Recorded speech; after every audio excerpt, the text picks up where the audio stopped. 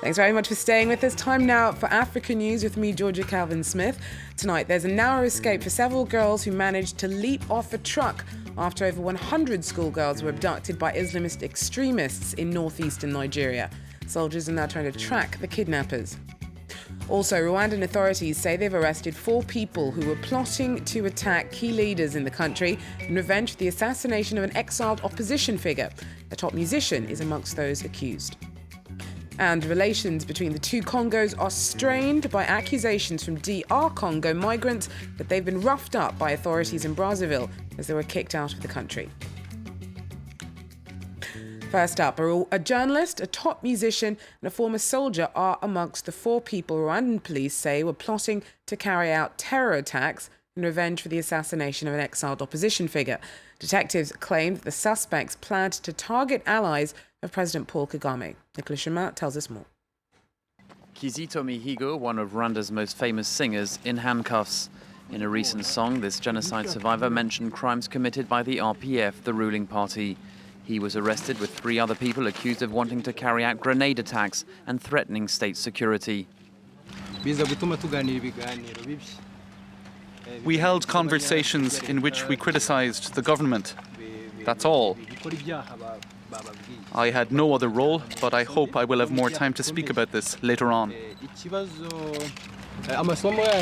The police said he was close to Patrick Karegeya, an opposition leader who was killed in January in South Africa. Rwanda did not claim responsibility for this murder, but soon after, President Paul Kagame said treason had consequences. Rwanda's Media Commission said it was concerned with another of the 4 suspects, the journalist Cassien Tamuhanga, who first went missing on April the 7th. The police said it only arrested him on Monday, but the commission remains skeptical. If Rio was detained, arrested on 7th of April, we consider that as a illegal detention. If he was in the hands of police system, I don't think that police has the right to go beyond 72 hours, according to the law. The arrest took place as Rwanda marked the 20th anniversary of the genocide. At the time, Paul Kagame's rebel army stopped the massacres. But in recent years, he has been increasingly criticized by NGOs like Human Rights Watch for suppressing political dissent. Several teenagers managed to escape from the back of an open truck after gunmen abducted over 100 young girls from a school in northeastern Nigeria. Islamist extremist group Boko Haram is suspected of being behind the dawn raid in Chibok, near the Sambusa forest. Now, they've often launched bloody attacks on schools in the past, and all schools in Borno State were closed 3 weeks ago because of the militants ramping up of violence. The young women were reportedly only called back to take their finals. Now, Boko Haram's been blamed for the deaths of more than 1,500 people this year alone. Aminu Abubakar is in Kano in the north. He joins us now to tell us more about today's events. Aminu, now there's still some uncertainty about how many young people were actually kidnapped.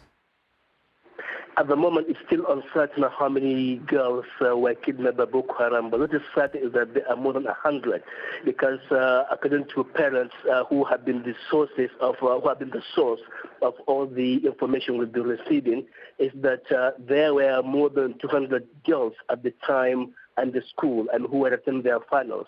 And Boko Haram came up at night and took them away after a gun duel with the military personnel stationed there to guard the school. But then only about a dozen of them were able to escape from the abductors. Which means that there are over 100, at least over 100 of them now in custody of the insurgents. Now, Aminu, the fact that Boko Haram launched this attack, even whilst there's security at the school, suggests that they're pretty confident in facing down Nigerian soldiers who are being placed to try and combat their attacks. It's obvious that Boko Haram are better armed, better organized, and better motivated than the military.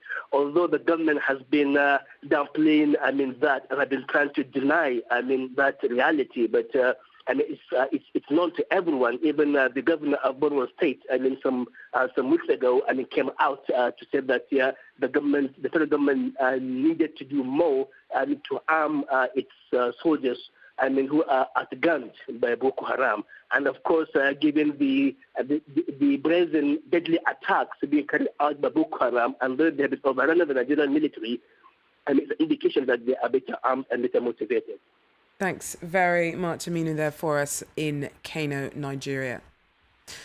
Now, the leader of South Sudan's rebels, Riek Machar, has vowed to attack the capital, Juba, and warned that the country's violent civil crisis will not end unless President Salva Kiir is removed from power. After 5 months of battling, Machar's fighters claim that they have recaptured the key oil town of Bentiu. It's one of the most bitterly contested regions in the conflict, and the army denies this. On Tuesday, rebels issued an ultimatum to oil companies, warning them to end production within a week or risk attack on installations and staff. The battlings left thousands dead and forced around 1 million people from their homes. The war of words between Algeria's president and his main rival in Thursday's upcoming leadership elections has ramped up. Ali Benflis has hit back at President Abdelaziz Bouteflika's accusations that the former prime minister has been inciting violence and terrorism via the television. Benflis has been increasingly vocal in alleging that the 77-year-old incumbent is rigging the vote to guarantee a fourth term in office. The presidential hopeful says he's mobilising 60,000 supporters to monitor the polls and has condemned the ailing Bouteflika's criticism of him as being irresponsible. They accused us of being terrorists when we spoke of corruption and fraud. But isn't fraud itself a form of terrorism? These unjust and baseless accusations just show how panicked and afraid the irresponsible people who made them are. Jordan's ambassador to Libya was kidnapped on Tuesday by gunmen demanding that an Islamist militant be released from a Jordanian prison. The attackers shot and wounded Ambassador Fawaz Al-Itan's driver as he was snatched from a street in Tripoli. They've demanded Mohamed Dersi be freed. The Libyan was jailed for life in 2007 for plotting to blow up an airport. Kidnappings of foreign officials in Libya are becoming increasingly frequent. Since the start of the year, 5 Egyptian diplomats and a Tunisian have been abducted. Relations between the two Congos have been strained by accusations that Brazzaville is unceremoniously kicking out migrants from the Democratic Republic of Congo. Since April 5th, hundreds have been arrested and forced to leave, many accusing authorities of having severely mistreated them in the process. Brazzaville says they're criminal suspects. The deportees say they're victims. Amy Marinella has the story. For 99 of these passengers, crossing the Congo River is the end of a nightmare. Like hundreds of other people originally from DR Congo, they have just been thrown out of Brazzaville. They say they've been victims of a general crackdown on legal and illegal migrants from the DR Congo, who are suspected of causing insecurity in Brazzaville. They tell of brutal arrests and detention in degrading conditions. In the central prison, there were 2 rooms. In one of them, they had packed 500 people from Kinshasa. We couldn't breathe. There was no air. Some of us died of suffocation. I counted 15 victims. It is unacceptable. This has been going on for 10 days. The migrants arrive in Kinshasa and tell their story to the port staff. Then they leave, empty-handed, towards an uncertain future. Some of them had been living in Brazzaville for years, and they've lost everything. The police arrested me in my home. They took my money, my phones, my television, started hitting my wife. My children started crying. We're very disappointed. Diplomatic sources say tension is high between the two countries. The accusations are serious, but the government in Kinshasa played the crisis down. There was no need to take this out into the public and to start insulting the Congolese authorities in order to stand up for our compatriots. We did what was needed to be done. The ambassador to Kinshasa was summoned. 2 ministers went to Brazzaville. A commission with members from both countries was set up to look into the allegations of abuse. Arrests were made.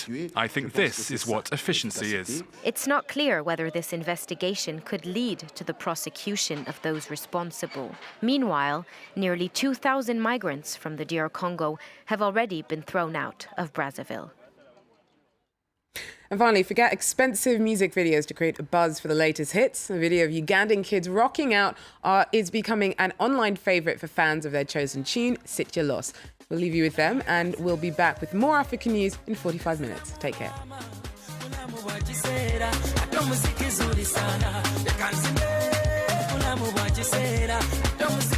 Sana